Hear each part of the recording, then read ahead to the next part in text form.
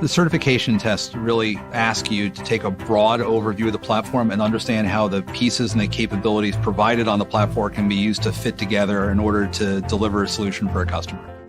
Certification proves that an engineer not only has that real-world experience, but also has the technical knowledge to be able to be certified and to operate at the level that is required. What certification offers that experience doesn't is peace of mind. I'm not only talking about self-confidence, but also for our customers. Having us certified working on their projects really gives them peace of mind that they're working with a partner who really knows what they're doing.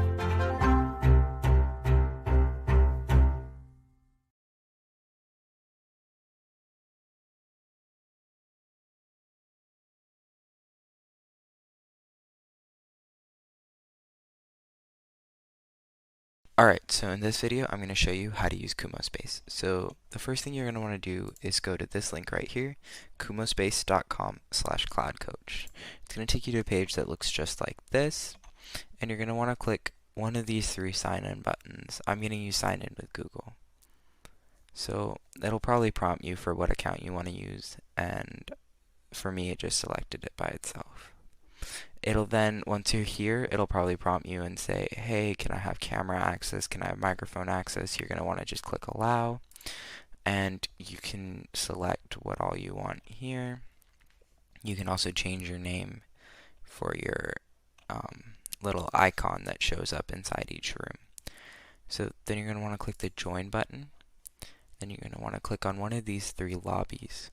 You can see how many people are in each lobby, so you're probably going to want to find a lobby that has someone else. There's no one here right now because the event isn't up yet. So you're going to want to click on this lobby, and then once you join, you'll be greeted with a little entrance that looks just like this. You can zoom out, and if you pull up the map here, you can see the whole thing, and you can just click anywhere and it will take you there. If you click over to here, you'll be able to see this YouTube video, and everyone will see the same YouTube video playing at the same time. So that's super neat. Another thing is that if you see this little circle that's here, anyone within this circle will be able to hear you and see you if you have your camera on. And you'll be able to see or hear anyone within this circle.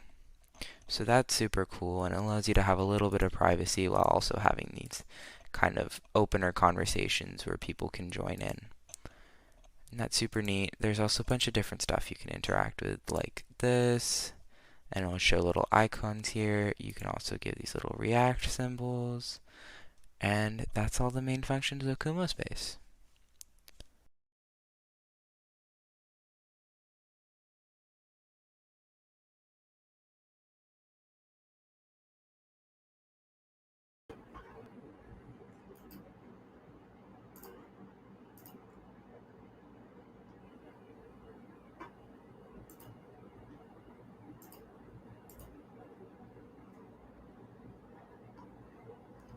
Hey everyone, welcome to day 3 of 30 Days of Cloud.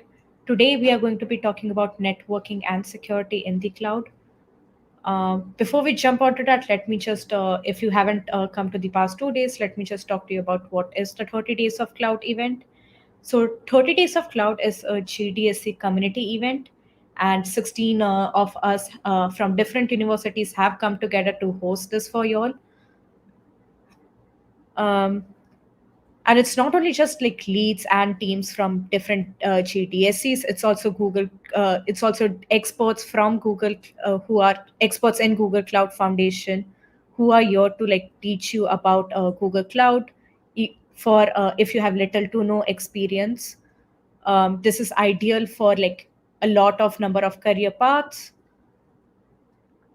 So what are the main links that we'll be using this in this series? The Cloud Coach live stream, the one which you are on right now. The website also has information about all the other coming up events. Quick labs where we are going to be hosting the labs. I'll dive a bit deeper into it when we start the lab. And Kumospace. So let me share with you what Kumospace looks like.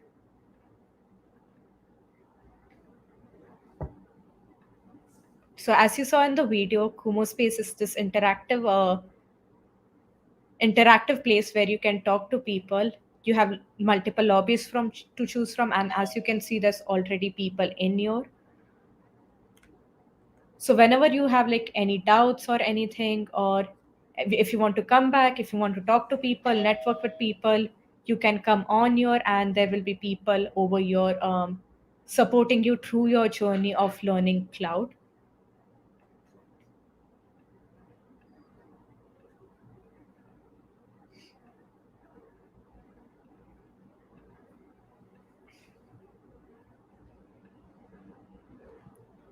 So as I said before, 30 days of cloud is ideal, is for like a diverse set of career paths. Um, so we are going to be going over 4 main tracks: infrastructure, networking and security, and multi and hybrid cloud infrastructure, along with data, machine learning, and AI. And as you can see, it's just not like for one cloud engineering test, like multiple roles that you can have. Um,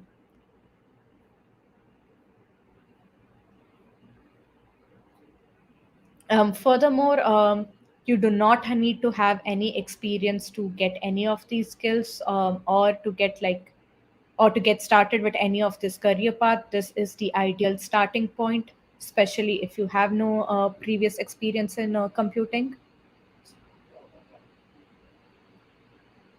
So this is the brief overview of what labs will be in each course. Um, these labs are range from like beginner to like medium, and like the difficulty kind of increases, but the labs are doing a really great job at walking you through each and every step. Today we'll be going at the networking and security track, and we'll be starting with the multiple VPC networks lab. So what do you do after you get these labs? So after you complete labs, you get something called a skill badge, and this get posted into your Quick Labs account once you complete the course.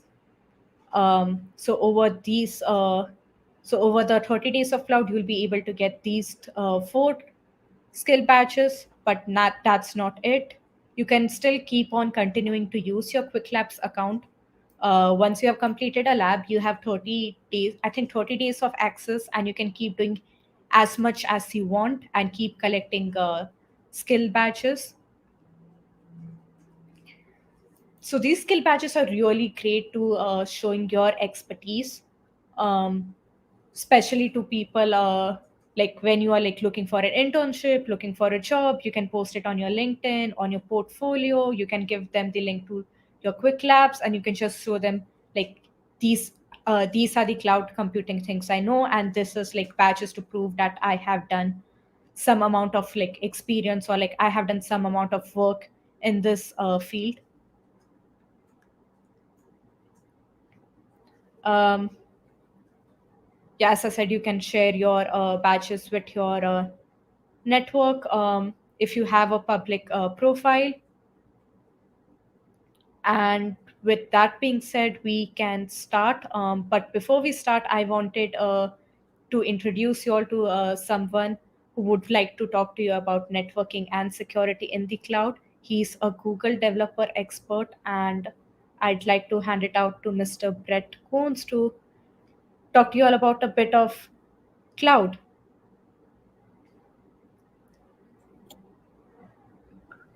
Oh, there you go. Yeah, thank you, Saloni. And then thank you, Madusha, for inviting me to talk to you here today.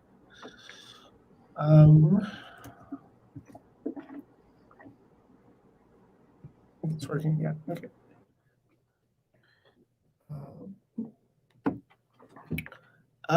Yeah, at a high level, I thought we'd just sort of talk about sort of networking and security. Very broadly, we could spend a lot of time on either of these subjects. They're both really, really large subjects, we'll say.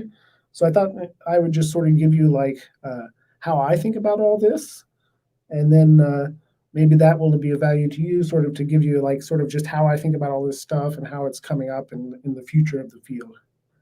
And then at the end, I'll sort of like give you some different things that you might try if you're interested in learning more about this on your own. So yeah, very broadly, we'll just talk about sort of networking at a high level. We'll look at sort of security, which I don't view as being sort of like a specific thing, but more of just like a process in general. And then, how all this works out in the real world, just sort of the theory and the practice of all this. And then, like I said, broadly, some trends that I've seen in the industry and just some stuff I think you should be thinking about going forward. Networking is a whole complicated subject in and of itself. Very broadly, we have, say, switches and stuff like that to actually transfer packets of data around. But then on top of all these like hardware devices, there's a lot of really complicated software that runs under the hood to actually make everything all work together. So networking is, many people think of it as being hardware, but it's oftentimes very much software is very much the key part of actually making all the hardware smart, so to speak. At a very simplistic level, we might think that we have simple UDP packets going over network, and then if we can do some sort of handshaking, we've invented TCP, our very simplest possible network protocol. From there, we can sort of stack different networking levels. So if you're interested in the field of networking, you need to know that the various levels 1 through 7 and the various spots at which we can run hardware or run sort of packet filters and sort of networking algorithms at these various levels. And then a lot of times in modern stuff, things span these levels. So you have to interface with multiple levels of the networking stack simultaneously. And then if we can start building, trunking networks and stuff, then we can basically jump from there into virtual LANs, sort of segmenting a specific port on a switch, saying that only traffic that's, allowed over this specific port or virtual LAN, fits into a certain thing. And then from there, the next step is to sort of combine multiple virtual LANs. And that's where we reach up to virtual private networks, which are really common in the sort of business and industry world. And then increasingly in the modern world of cloud computing, we have sort of this concept of virtual private clouds, So you might run all your sort of services on one little private IP network, and they can only talk to the other services over a clearly defined routes and patterns and stuff like that. And then basically by extension, we isolate a lot of our stuff and we get a lot of security almost for free by doing this approach. A surprising number of people don't really know about the DNS layer, just sort of like whenever you type, google.com into the search, the web bar on your browser, all the various steps that go on under the hood for that page to actually get delivered to you. I think at the very least, you need to know how to interface with some sort of DNS register. So just buying domains. You need some sort of tool to manage your actual DNS entries. I really like Cloudflare in this space, so you might look at them. At some point, load balancers aren't probably technically part of DNS, but I put them on here because if you're going to start dealing with heavy traffic at scale, you're going to have to explicitly define the spots where your traffic's coming in and then being sent out to your internal network. And by extension, HTTPS and setting up full encryption stacks and stuff like that is something that you very much should try to do on your own, just to sort of learn how it all actually works, the whole certificate and signing process. And then, running your own email servers is probably outside the scope of what you all are wanting to learn. But SPF and then deep domain key identity management is just a really interesting sort of long-term sort of thing that I think we'll see more of this sort of pattern of publishing security stuff in the DNS records in the future. So to go back to the whole networks as a physical device, I think 1 gigabit Ethernet is pretty well established. Most of you are probably familiar with networking at that level. 10 gigabit Ethernet is sort of starting to come down to like the consumer level, we'll say. So I think that's just kind of an interesting trend over the next year or two.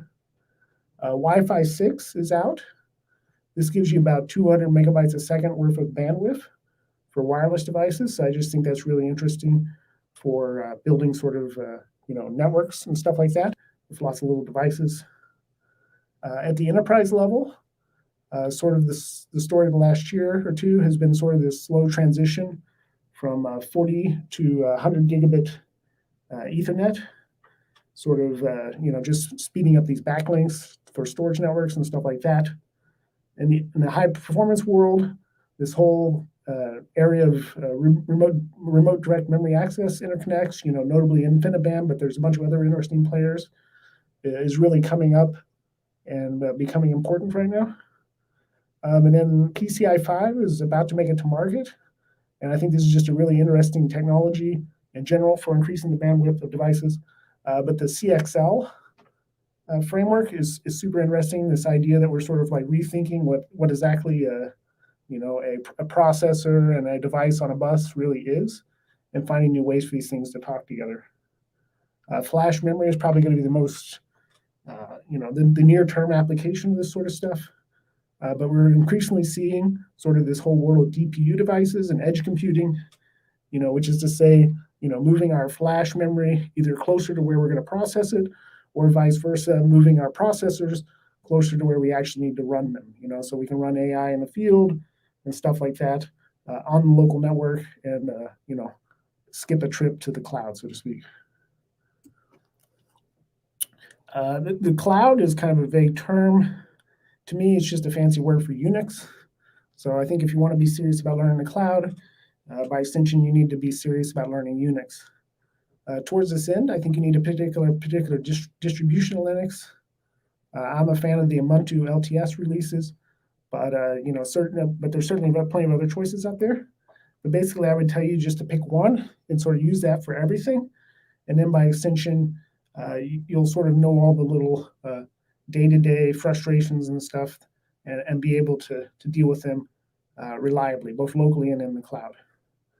And then ideally, I think the long-term trend of all this cloud stuff is to just generally move the logic closer and closer to the user. We can think of this as like load balancing, running servers across different continents in order to reduce the round trip for your user.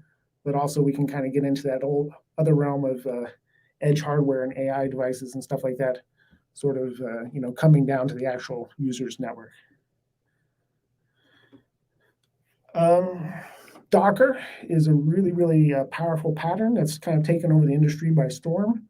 So I think you should 100% need to learn how to write Docker scripts and understand what's going on whenever you build a simple virtual machine this way and then deploy it. The actual process of deploying Docker containers, I think, is still kind of like it's not 100% clear what the proper pattern and process is.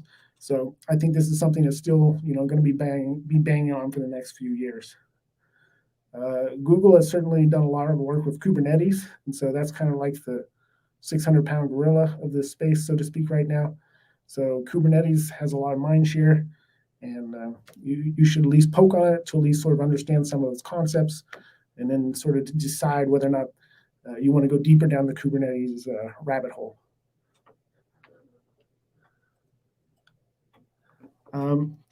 Once you've built something, oftentimes then redeploying it kind of becomes the next stage of all this stuff. Back in the glory day, historically, a lot of people would just sort of run servers, and if something breaks, you log in and you update the server in place, or you sort of patch things as needed. But the modern pattern, I think, is that if a server, we don't like it anymore, basically we throw it away, so to speak, and redeploy a new virtual server in the cloud. And so this kind of gets into the whole Kubernetes idea of cattle and not pets, so to speak. So at some point, if you're doing a lot of redeploying, you're going to need some sort of secret management tool to sort of unify all your keys and whatnot, stuff like that. And then likewise, once you have secrets, you probably need to start rotating them or setting up some sort of schedule like that. And then, sort of we have these clouds. And so some people will try to design their applications and interfaces to sort of be cloud agnostic. But I don't think that's really a good pattern. because then you're really limiting yourself by not utilizing, some of the nice features of these clouds. So I've seen people make sort of business cases for being cloud agnostic, but I always feel like, you're sort of limiting your possibilities. So I would tell you to pick a particular platform and then sort of just embrace it. And then Terraform and Nomad. These are just some interesting tools that are sort of rethinking the whole sort of Kubernetes rebuilding the world process, we might say. I just think they're interesting to have on your radar. That long term, that we're rethinking these patterns and finding better and better ways to sort of declaratively build these sort of large cloud clusters, so to speak. Security, then, I don't know that I can necessarily just give you some sort of set of best practices for security. To me, the essence of security is just really just minimizing the amount of surface area that you're shipping to the world. To use a simple example, we might build a static site, nothing but HTML and CSS. And then you could deploy that certainly using Apache or, some sort of web server like that. But if you had a pure static site, I would go a step further and use like a pure static server, like the Cloud Bucket interface. And then by extension, I don't have to worry about security because I've sort of offloaded the security concerns to somebody else. This to me is a lot of, how you get into security as a mindset is just sort of building things in such a way that hopefully you don't have to maintain them, you don't have to keep them up to date, and you don't have to, sort of maintain all this sort of headspace of what's going on someplace else. So to me, towards this end, then you need to be building and deploying as soon as possible, ideally day one, because then, if you're trying to build security on top, you're building on top of a real product, and you're not sort of, defending against imaginary threats, which is a pattern I've seen people get into. And then to me personally, I think that updates and iteration speed, just being able to ship more code is much more important than being correct, basically because, the faster and faster you can get that loop, the quicker and quicker you can go. And by extension, I think that will ultimately give you the resiliency needed to handle these sort of security issues. And so towards that end then, once you've actually started shipping, I think then you just need to sort of come up with some sort of process, unify containers, use one operating system for everything, like I said, and then you only have one set of interfaces to keep tracking, put all your deploy kits into code, make sure that everything is literally running from scratch or from a specific Git commit. This is a lot more of a pain to set up, but the flip side then is like it reduces dramatically the possibility of things breaking. Along the way, you should try to document what you're doing and stuff like that. I think a lot of people go overboard on this, and they sort of write reams of docs. I would tell you just to make something simple, but in my experience, even something that's really simple, over time, it'll evolve and become more complicated very quickly. And so just sort of doing this sort of simple documentation and then trying to keep it up to date is a really powerful tool towards, understanding what the heck is going on whenever your code is running in the cloud, and by extension, being able to reason about it. And then backups are really, I think this is all a part of the security process as well. To me, many people think of security as sort of being like defending against hackers, which is certainly, one part of the whole thing.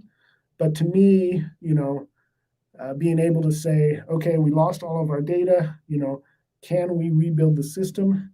Can we get back to where we were? Really, sort of de-risking the whole data ingress and stuff like that is a really important tool. So, making a backup, and then by extension, seeing if your backups can actually, can be deployed or rebuilt, so to speak, that you actually have documented your build process properly. is a really powerful thing. A lot of people make backups and then, only discover too late that the things that they thought were getting backed up were not.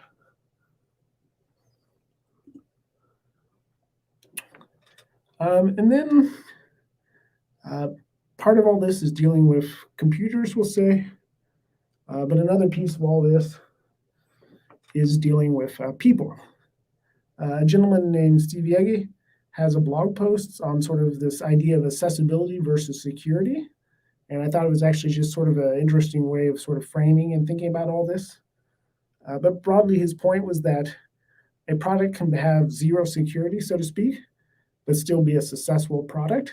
People use it even though it's broken. But vice versa, you can have, all the bells and whistles and the most hardened Linux distribution in the world, but if nobody's actually using your site, then all that work is for naught, And so trying to find some sort of balance between, sort of having some sort of best practices, but on the flip side, not being the person who's sort of just saying no all the time, I think is really important framing for you and your career. My experience is that whenever you say no or don't do things that way, eventually stuff will start sort of bypassing you, so to speak, politically. And so then, that's not where you want to be long-term for your career. So you need to find a way to work with everybody and do things not necessarily in your way or your process, but work within their system.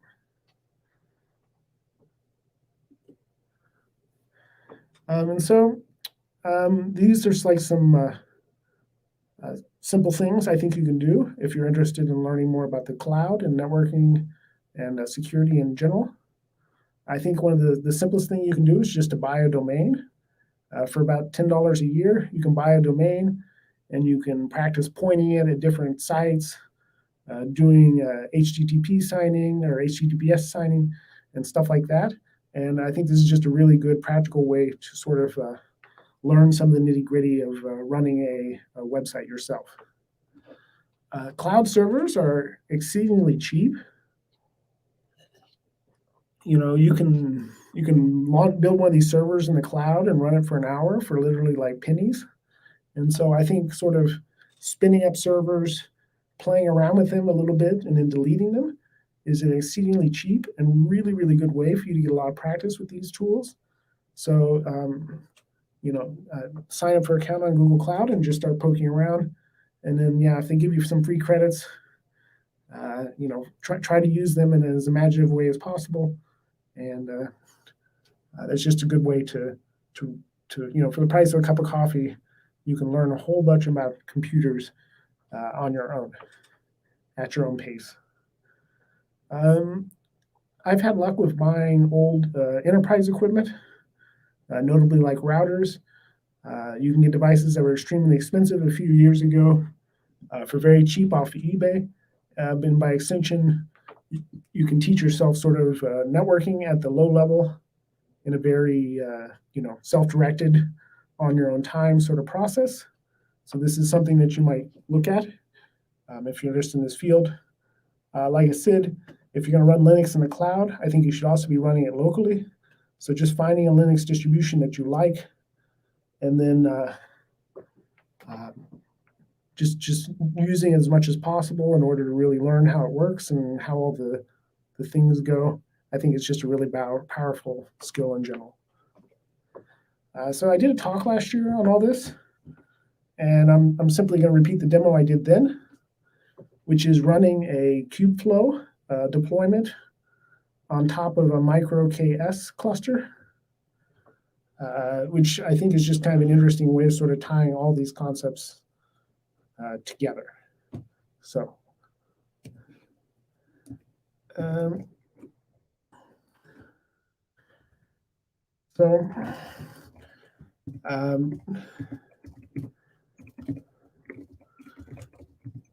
what I've done is just basically installed the server version of Ubuntu, so Ubuntu LTS.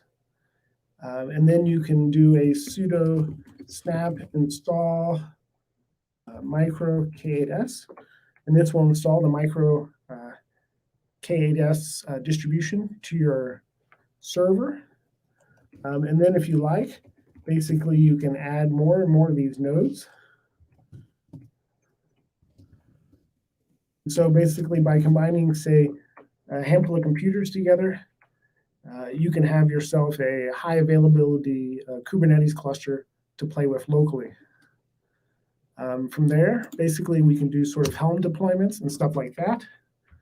And then Micro has this enable kubeflow right here.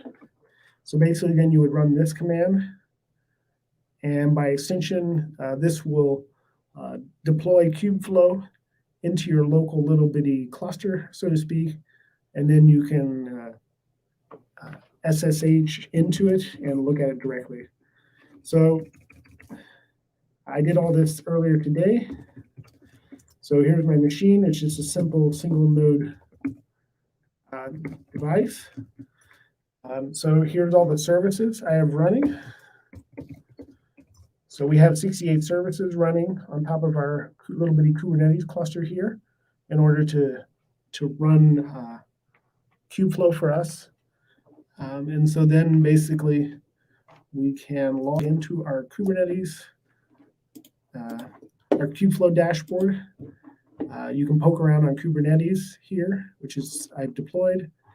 And then we can run Jupyter Labs. So this is a simple way to set up notebooks. So here I've run a simple Kubernetes, a simple MNIST demo is running on my cluster, on my node, as just a simple example running machine learning in the cloud. This kubeflow whole thing is a big part of how Google Cloud is building the Vertex AI tool. This is kind of where they're pivoting to or moving to this year. And so if you understand how this kubeflow works, by extension, I think you'll have a solid leg up on understanding what Vertex.ai is doing under the hood for you. So I just think this is kind of just an interesting set of complementary skills.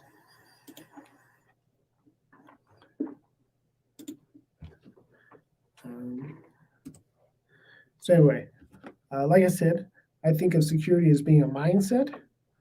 Not a specific set of best practices or guidelines in general, but rather security is sort of being sort of paranoid about the world and then trying to design your whole system in such a manner that it's not going to break whenever the first group of woodpeckers comes through, so to speak. And then likewise, I think you can sort of work with networking stuff at the pure software level. Just think of it as like being a sort of a software interface for linking together networks and devices. But if you actually understand how the hardware and the packets, the data gets routed at the packet level, I think by extension, this will allow you to reason much more clearly about scale, and by extension, build larger and larger applications and ship to more and more users. But broadly, none of this stuff is really magic, I would say, although people oftentimes try to make it so. And so really just practice and, banging on a little bit over time. And then eventually, hopefully, these concepts will become clear to you, and you'll be able to utilize the cloud to solve new and interesting problems. And with that, I'll say thanks for listening.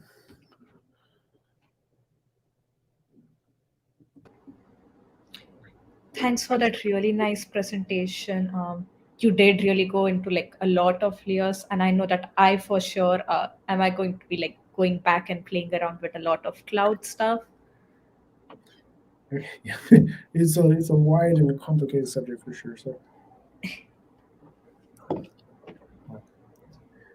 So now that we've had some exposure to networking and cloud and networking and security in the cloud in theory, let's try working on a lab together.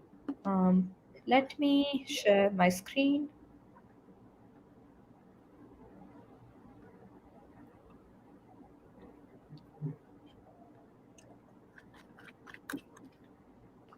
Just give me a minute.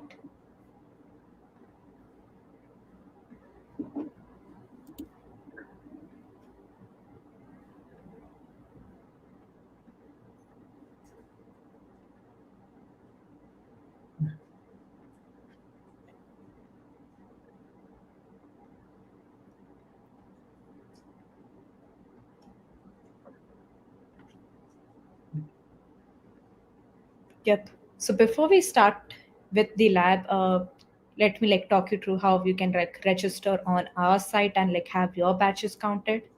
So if you go to cloudcoach.dev, this is also the site where the live streams are recorded. You can click on the register button, and there's a form that you have to fill out. If you have already filled this form out, you do not need to fill it out again. You only need to do it once. And then as and when you start doing these labs, at the end of the week, you can see your school's progress on the dashboard. And if a school has done a lot of labs, they are going to receive some swag.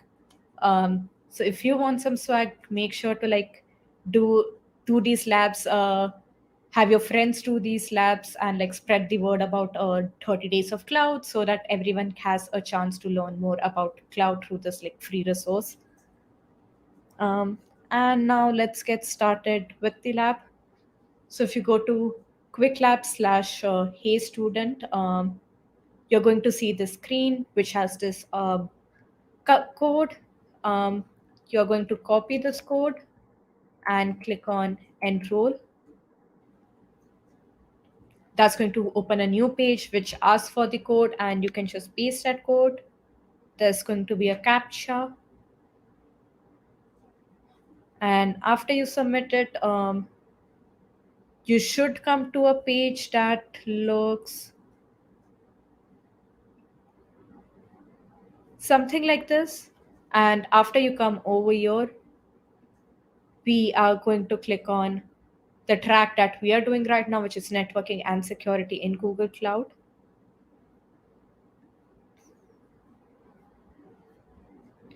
And then you're going to see a list of videos and labs. So today we are going to do multiple VPC networks. You can also look at the videos before that to like learn more about Google's network architecture, what are VPCs, and get more information about VPC networks. So let's jump into this lab.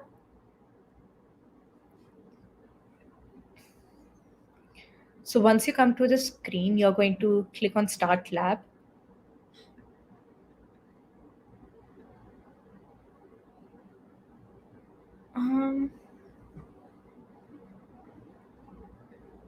And you can click on use subscription. Do not enter a token. You can just use subscription. And this is going to start the lab. The R counter is going to start running down, and it's also going to open this dialog box which has a username and password for Google Console. So sometimes these labs have some resources which might require you to have like a billing account set up, but we want it to be like free and available to everyone. So we are so Quick Labs is automatically going to generate a username and password for you, which already has all the resources available and set up for free. So when we click this, when we click open Google Console, it's going to take us to a login screen. Make sure not to click any of your own account. Use your click on use a new account and copy the username and password in.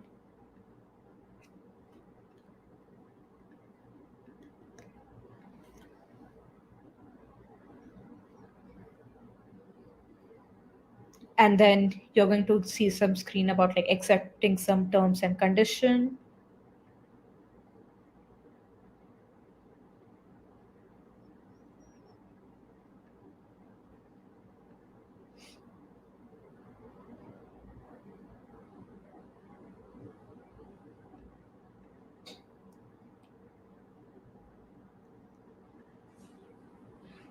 And then once you accept everything, you can click on select a project, which is on the top bar, and you click on the project ID. Usually it's going to start with quicklabs-gcp- a number. You can also verify this on the pop-up that opens in the Quick Labs website. And once we click on that, we see we have a dashboard ready. It already has already started some resources. Like over here, we see we already have 2 instances of Compute Engine started. So now that we have a Google console ready, let's start into multiple VPC networks. So what we are going to do in this lab, we are going to create some VPC networks, some VM instances, and we are going to test them and see how they communicate across networks. We are going to also set up some firewall rules so that we can add a layer of security into this. So we've already done this. So after we sign in, after we see the dashboard, we are going to go to Google, the Cloud Shell. To do this, on your top bar, there should be an icon next to the search bar. And if you hover over it, it says Activate Cloud Shell. You can click on it. If it's the first time you're using it in the account, which it is going to be if you're using the QuickLabs account, it's going to give you terms and condition. You can just click continue. And it's going to take a hot minute to load it up. And once it's load up, you should be able to see the project ID in yellow over here. And for now, we are going to use Gcloud, which is Google Cloud's command line tool. It's already pre-installed in Cloud Shell. So let's do this simple activity where it lists all the active account that are there on this account. So that would be just Google auth list. You can copy that from Quick Labs.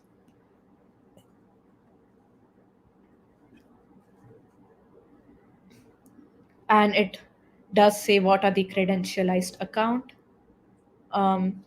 Let's also see what's the configured project on this project.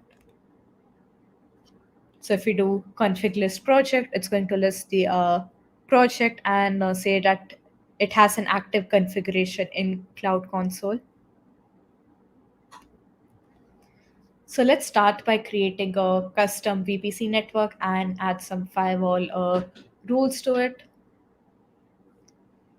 So we are going to create this network called Management Net. We are going to go to the navigation menu, which is on the top bar, and then click on go to VPC Network. So if you scroll down, it should be the first one in networking.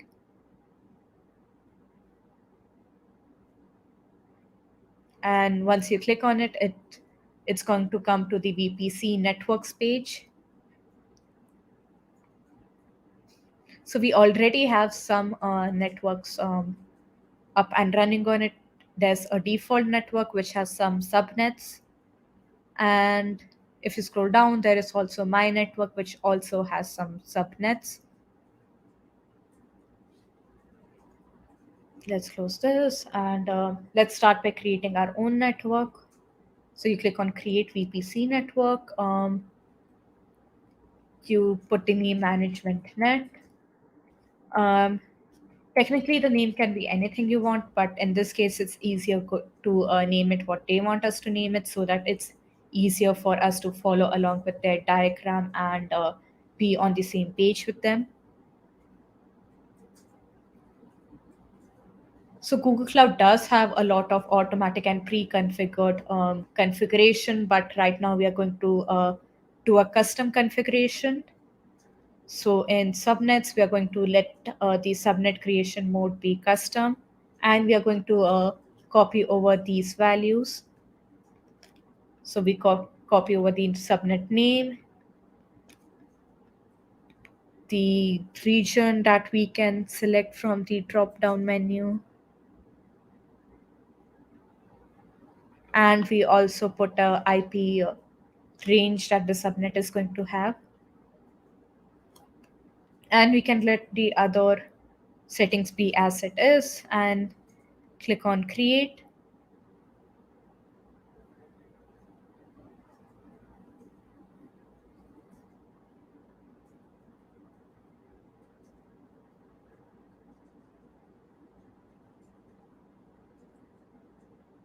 And now let's check our progress. So this is a really nice tip and really nice tool that is already inbuilt in Quick Labs. So it's just going to connect. Since it has access to that account, it's going to connect and check if you have done everything or not. And if you haven't, it will just point out what you haven't done. Now let's create another network, but this time instead of using the dashboard, we are going to use the Cloud Shell. So we are going to create a network called private net, and again we are going to have some custom subnets. So if you want, you can either type this in or copy this over as well.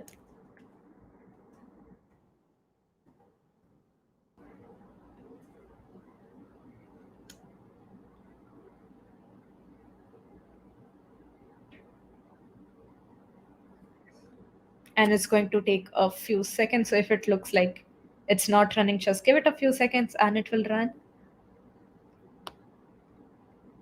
And then we are going to do the same settings, a different IP range, a different name to the subnet. But this command line basically does the same thing that we did in our custom configuration.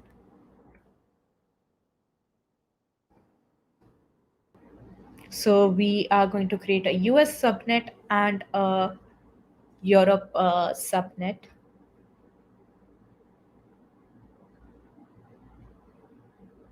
So we have one down, and this is going to be the second one.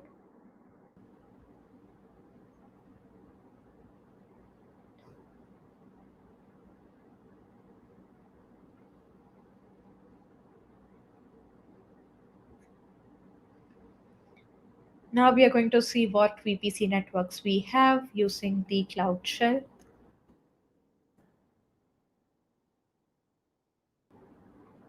And it is going to list out some the networks that we have. So we have a default, which was automatically created, a custom management net, an automatically created my network, and a custom private net.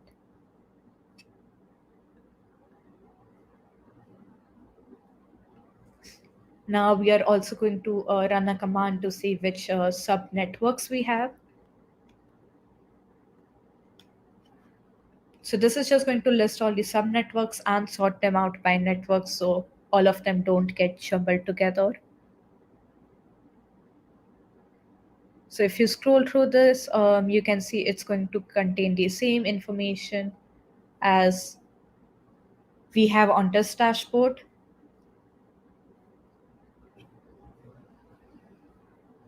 So this is just to like show you all that you can do the same thing using a Cloud Shell and the Google Cloud UI.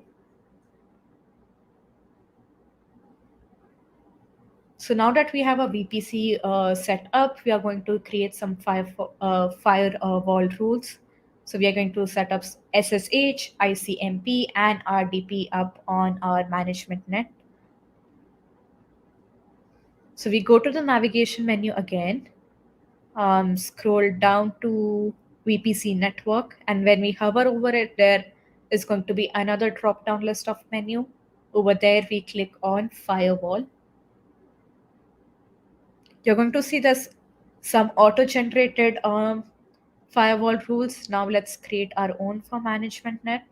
So when you click on create a firewall rule, it's going to ask you for some settings, and let's copy over these settings that QuickLab has for us.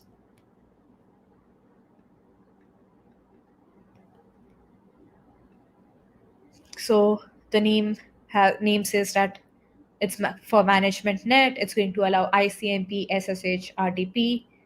You can have the name, any name that you want, but it's usually a better practice to make the name something that describes what the thing does. So when you have like 10 rules and you name it like random names, it's easier. Like this way, it's easier to say what each rule is for. And then in network, we're going to select management net. And we scroll down. We are going to, the target's going to be all instances in our network. And we are going to filter it through IP ranges, and we're going to put an IP range in.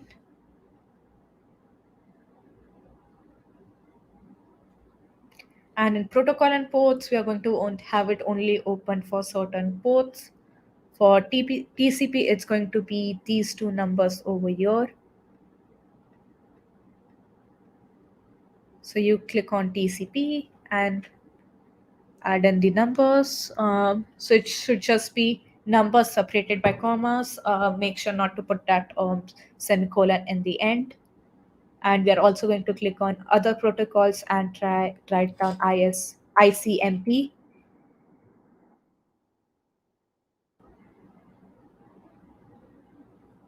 And if you look at equivalent command line, it's just going to say what's the command line equivalent if you want to run it through Cloud Shell.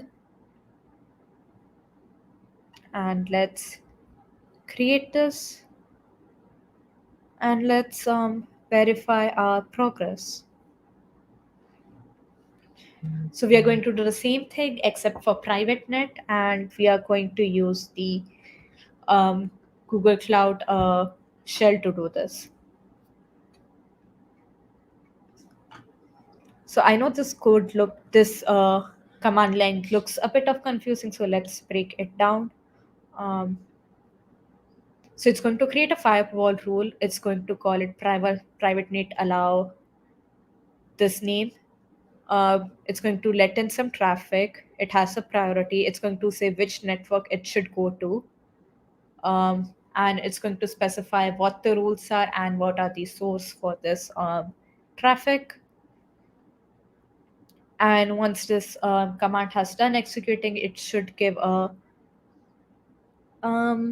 succeeded or a firewall creation done, and going to give all the details of the firewall rule. And let's check our progress. Now let's list all the firewall rules we have by the network to make sure that they are there. So you can see we have our auto-generated rules for my network and default there, and we also have the two ones we made for private net and management net.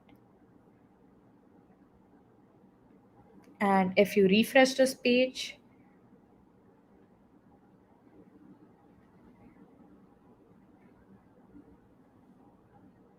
it is going to list private net over here and management net. So now we have our network set up, we have our firewall rule set up. Let's create some VM instances through which they can communicate. So we are going to do the same strategy: management net using Cloud Console and private net using the Cloud Shell. So to make it through the Cloud Console, you go to the navigation menu, uh, go to compute, which should be the topmost category. Hover over compute engine and click on VM instances.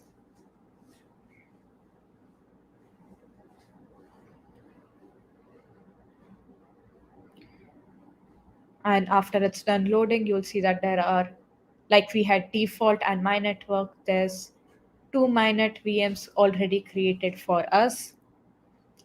Let's start by creating a management net VM instance. So if you are minimized, like usually the create instance button is on the top bar, but sometimes it's also hidden under the burger icon. So you just click on the three dots and click on create instance. And we are going to copy over this settings over here. So it just tells what the name should be, which zone should be in it, and what should be the VM configuration. You can think of a VM as a virtual computer that you have that you can use to run tasks.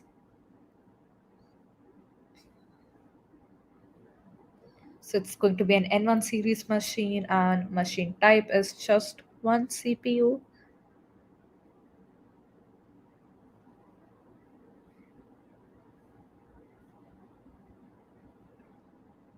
So it should be the first one listed as F1 micro.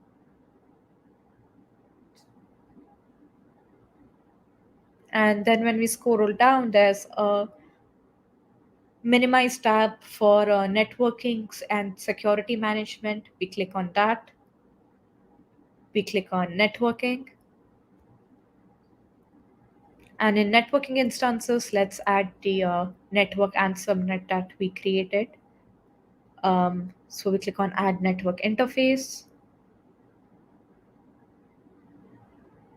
And it automatically brings in management net and management net subnet for us. And we're going to click done to save that. And if you click on equivalent command line, it is going to show you the equivalent command that you can use to run through the shell. And we are going to do it. We are going to use this for private net as well. Let's close this. Also, one thing you might notice is it does say that there's a monthly estimate over here. But since we are using account at QuickLab made for us, you won't be billed for it. This is completely free of cost for you. So now after we've done that, let's create this VM.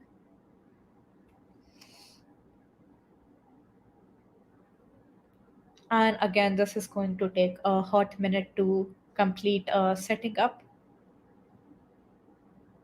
Let's see if it's still.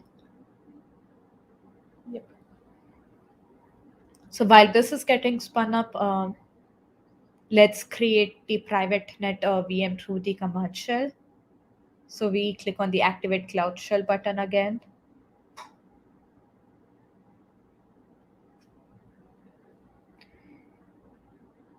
We copy this code. This just says the name, which zone, which machine type, and it's also going to add the subnet on.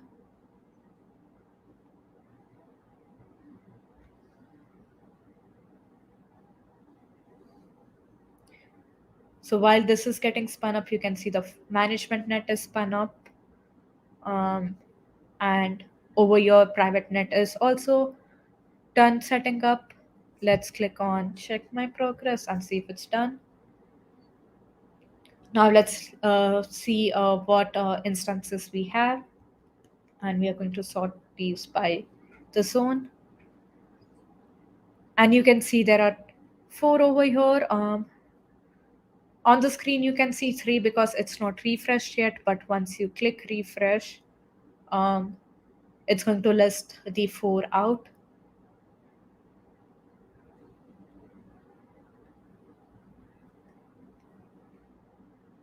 So we can see that no matter where we created, like via the Google console or via Cloud Shell, it has the same results.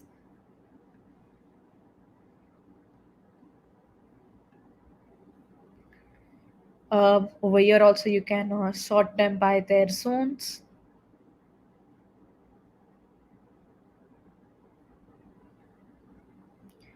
Now let's actually see the connectivity between these instances and try to see if they can communicate with each other. So in this VM instances page, if you look at the instances and you scroll to the right, you'll see they have some external IP addresses. So let's go to my net US and click on SSH. And let's SSH into that. So we are in the US region of MyNet. Let's see if we can communicate to the European region.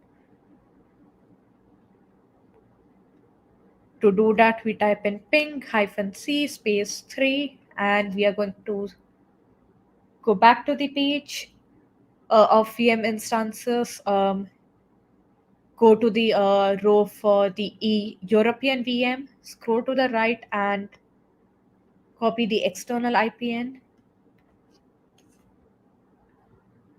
And after we hit enter, we can see that the 3 packets were pinged over to the EU one. That means the US and European VM are connected and can communicate with each other. Now let's see if we can talk to management nets VM through this. So we are going to do the same thing. That would be ping C3 packets, and let's get the external IP for management net.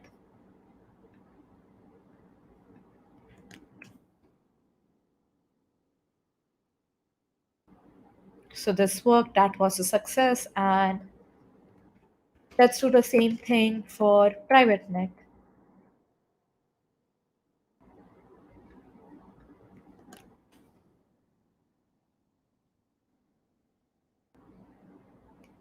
And as you can see, it was able to ping all of them. So these were external IPs. That means if an external system wants to communicate through it, let's try and see what happens when we try to communicate through them using their internal IP addresses.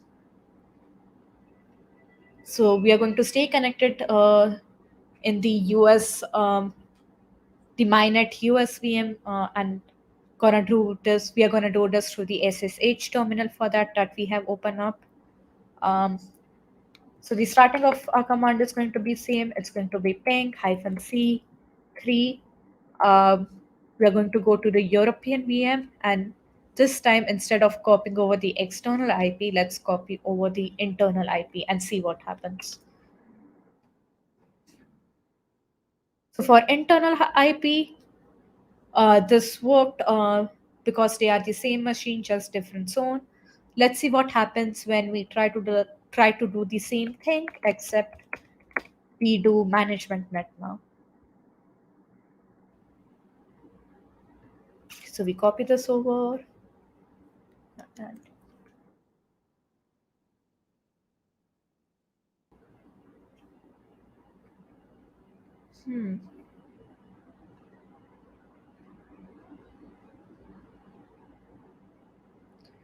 let's try this with private net as well.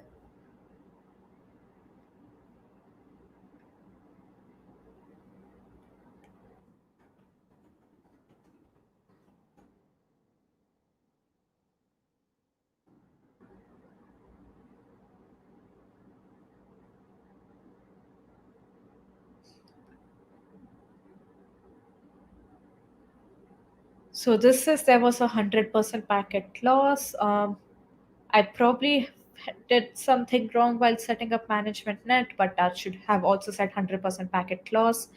And this is happening because they are not MyNet and management net and private net are not part of the same network. So even though you could ping the external IP of management net and private net, you can't ping the internal one, even though they are in the same zone.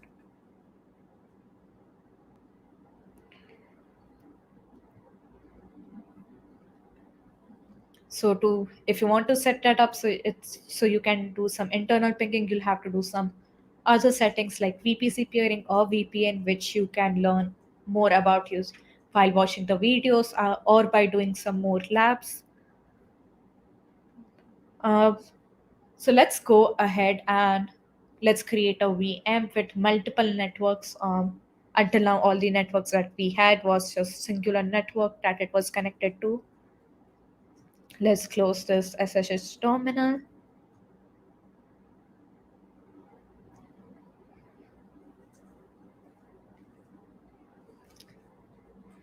So we are going to come back to the same page of VM instances.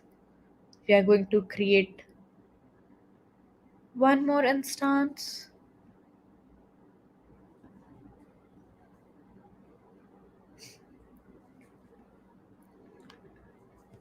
We are going to do the same thing, give it a name, put it in a region and zone.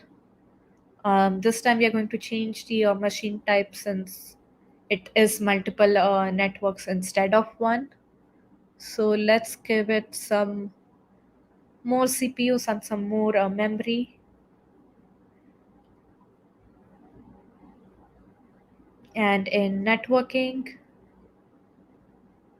Let's add private net to it.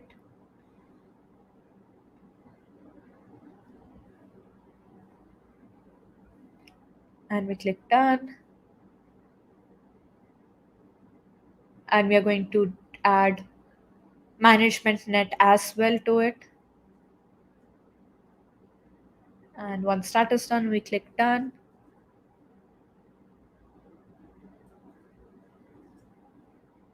And now also let's also add my network to it.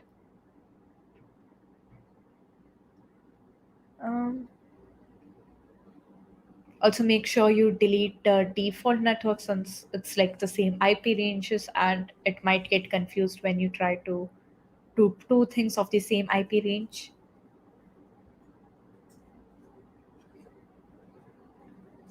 And let's click done. So now it should be connecting to three network interfaces: private net, management net, and my network. Let's click create. And let's check if we've done this correctly.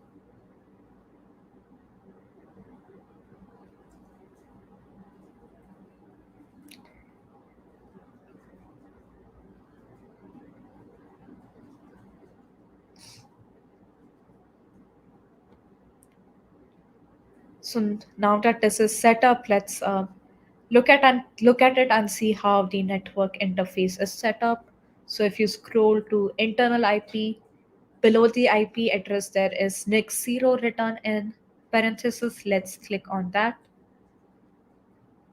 And that's just going to give us detail about the network. So we can verify that this is connected to attached to private net. So it has the internal IP attached to that, and it has the same firewall rules as that. Um, and in the selected network interface, which is on the top of the page, we are going to go and select NIC1, and that's going to be, we can verify that that's connected to management net. And if we do NIC2, that's connected to my network. So this just verifies that all the three networks that we added have been successfully connected. Let's go back. And in the VM appliances VM that we just made, let's SSH into that.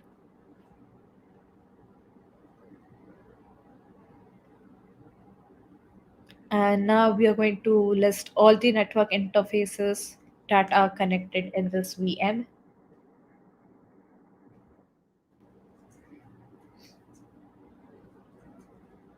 So this is the output. You can see there are 4 of them connected.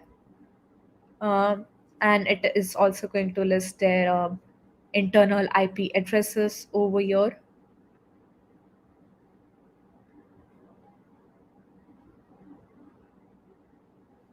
So now let's try to ping the internal IP addresses. Again, this time we noticed that when we tried to do that last time using my network US VM, it failed. And let's see what happens when we try to ping it through the multiple network VM that we just created. So the same thing as we did last time, it would be ping space -p space 3. Let's start with doing it for my network European VM. We copy the internal IP and paste it.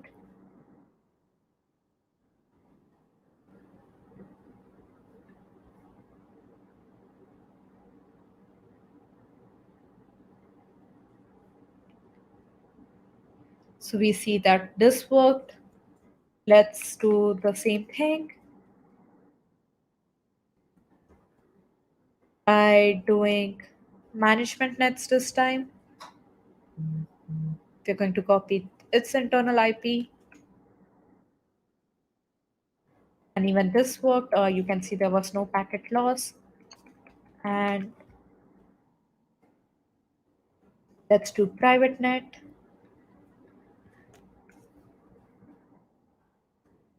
And even this worked.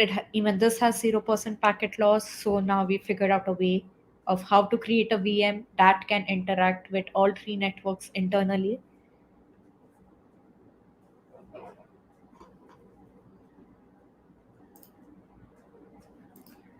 Um,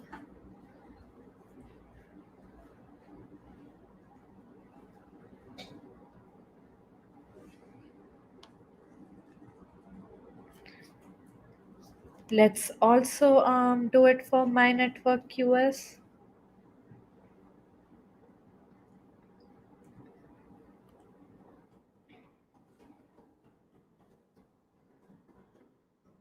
Even this worked. So I did make a little bit of mistake and said that my network European worked, but it did not. It said that it has 100% packet loss, and it's going to. The Quick Lab does a really good job at explaining why. Um, so when we were like configuring this, we configured the US network of the US subnetwork of my network into the VM appliance. We didn't configure the European subnetwork, and that's why it didn't work. So we can learn. So from this, we learn it's not only important to configure the network, we also have to configure the subnetwork into it. Now let's see what are the routes, IP routes for VM appliance that we can use to connect to this specific VM. And it's going to list out a bunch of links.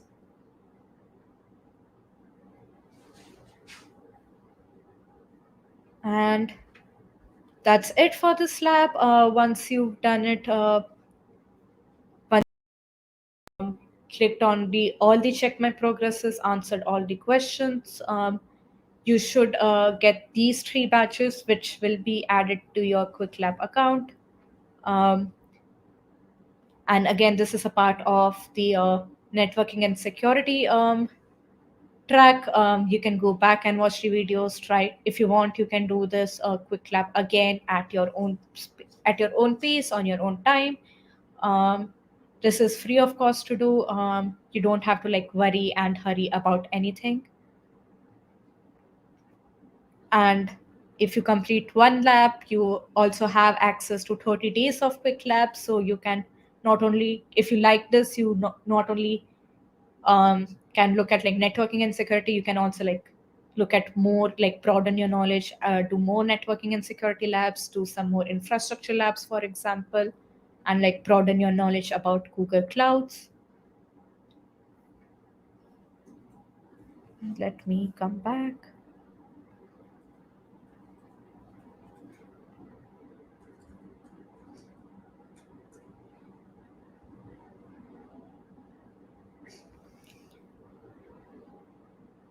So that's all that I had for today. Madhusha, do you have something to say?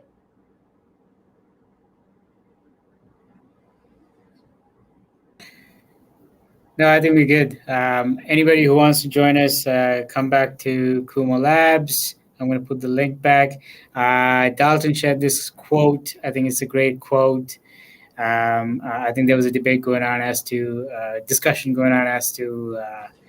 I'll bring the first thing up here, Saloni, so you see it too. Great presentation, by the way. Really, you took the time, you walked them through very nicely, and I think we want to bring you back a few more times if you have time. This is amazing, and I think all the other students enjoy it too. As Saloni mentioned, this is recorded. You can go back, you can watch it at any time you want. This is what Shruti said, and then Dalton came back with this, and I think I'm going to hold this. I'm going to make a banner just for this. Like they say, see one, do one, and teach one. So if you learned something new today, based on what Saloni did, make sure to tell everybody else. This is ongoing for the next 30 days. Anytime you want to go register on our platform, on the platform they built, you can do that. I know we got some questions about the dashboard. it's coming. There are a few bugs that they're trying to iron out. And once that's up and running, you'll start seeing the dashboard. And for those who are tuning in outside of North America, don't worry. Yes, your chapter is not listed, but we'll figure something out to get you involved. That being said, thank you so much for UT Dallas crew. You've been amazing. I know you had to travel for a conference and you still managed to figure things out. That's life, and you got to roll with the punches and the challenges that's thrown at you. So this is day 3, and tomorrow is day 4. Saloni, what are we going to learn tomorrow? We are going to be learning about data, ML, and AI. We are going to get started with it with Carleton University. Awesome. Yeah. So here's the banner. If you haven't tuned in, if you haven't RSVP'd, make sure to mark your calendars. Again, it's at the same time. And we have a great speaker coming tomorrow, Kale Vilitaru. He is going to share his story as to how he built this infrastructure called Gcloud project. It listens to every news network and it aggregates all the words that are said.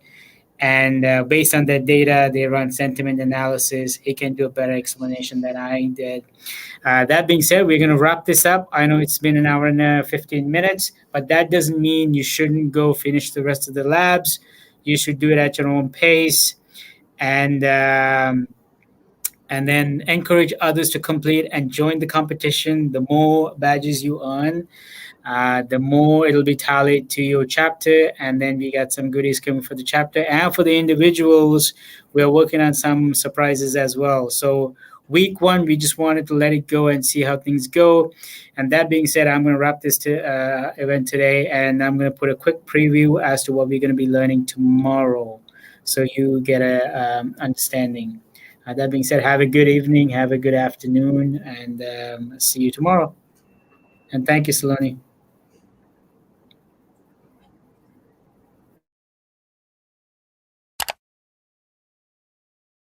Hi, welcome to You Have Data, but what are you going to do with it?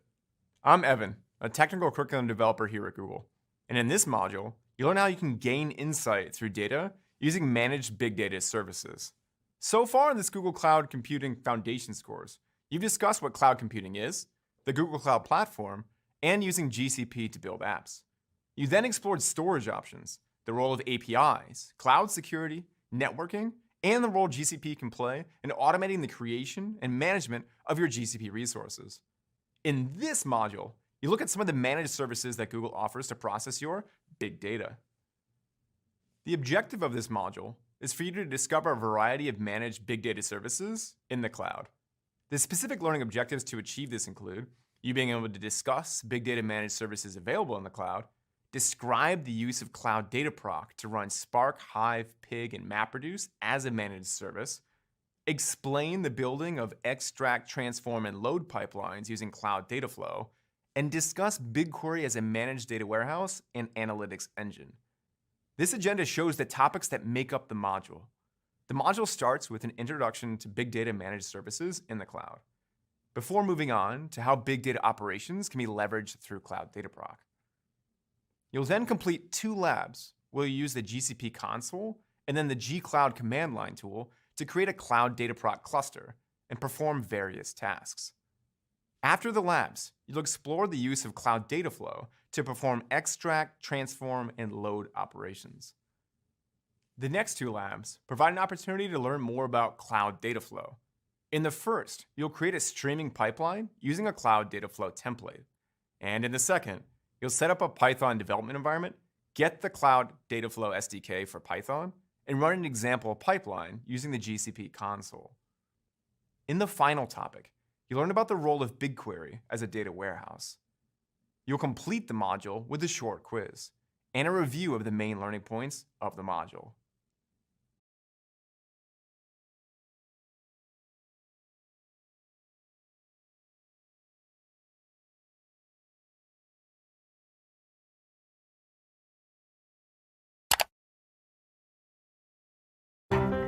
The certification tests really ask you to take a broad overview of the platform and understand how the pieces and the capabilities provided on the platform can be used to fit together in order to deliver a solution for a customer. Certification proves that an engineer not only has that real-world experience, but also has the technical knowledge to be able to be certified and to operate at the level that is required. What certification offers that experience doesn't is peace of mind. I'm not only talking about self-confidence, but also for our customers. Having us certified working on their projects really gives them peace of mind that they're working with a partner who really knows what they're doing.